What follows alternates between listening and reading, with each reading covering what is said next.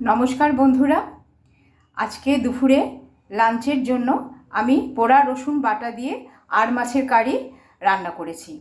আর আপনাদের সাথে তাই আজকে পুরো রেসিপিটা শেয়ার করলাম। আর সাথে থাকছে কিছু টিপস অ্যান্ড ট্রিক্স, যেটা আমি আমার শাশুড়ি মায়ের থেকে শিখেছি। আপনারা ফুল রেসিপিটা দেখবেন, আর যদি দেখে ভালো লাগে তবে বাড়িতে অবশ্যই ট্রাই করবেন। আর কেমন লাগলো রেসিপিটা আমাকে অবশ্যই কমেন্টসে জানাবেন। অসংখ্য ধন্যবাদ আপনাদের, সাথে থাকবেন আমার। এখানে আমি 1 কেজি আর মাছ নিয়ে নিয়েছি। ভালো করে ধুয়ে নুন, হলুদ আর কাঁচা সর্ষের তেল দিয়ে ভালো করে মাখিয়ে রেখেছি। এখানে গোটা একটা রসুনকে আমি পুড়িয়ে নিয়েছি। একটা মিক্সিং জারে টমেটো, লঙ্কা, আদা আর আগে থেকে যে একটা গোটা রসুন আমি পুড়িয়ে রেখেছিলাম সেই রসুনগুলো আর ধনে, জিরে আর গরম মশলার গুঁড়ো নিয়ে নিয়েছি।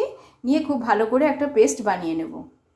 আঁশ ছাড়া মাছ তেলে ছাড়ার আগে আরও দুটো ট্রিক্স আপনাদের সাথে আমি শেয়ার করব, তাহলে আর আপনাদের গায়ে ছিটে আসবে না। প্রথমত হলো কড়াইটা খুব ভালো করে গরম করতে হবে, তারপরে তার মধ্যে তেল দিতে হবে। দেখুন, কড়াইতে তেল দেওয়ার সঙ্গে সঙ্গে তেলটা আমার কতটা টকবক করে ফোটা শুরু করে দিল। তেলটা খুব ভালো করে গরম করতে হবে।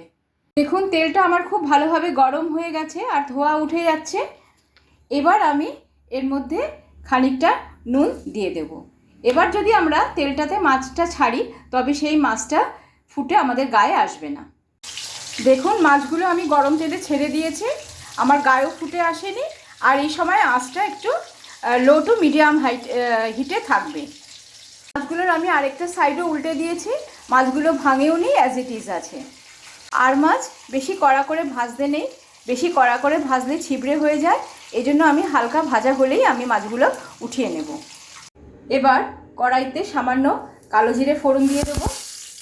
এবার মিক্সিং জারে বেটে রাখা মশলাটা আমি তেলের মধ্যে দিয়ে দেব। মাছের মশলাটা আমার একদম কষে গেছে। এবার আমি সামান্য গরম জল এতে দিয়ে দেব। বেশি জল দেব না, বেশি এতে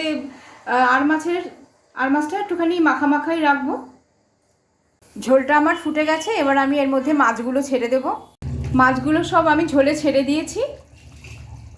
এবার ওপর থেকে সামান্য ধনেপাতা ছড়িয়ে দেব, দিয়ে একটা ঢাকনা দিয়ে ঢেকে দেব। পোড়া রসুন বাটা দিয়ে আমার আর মাছের কারি একদম রেডি হয়ে গেছে। দেখুন, কালারটা কত সুন্দর এসছে। এবার এটা আমি একটা বাটিতে নামিয়ে নেব।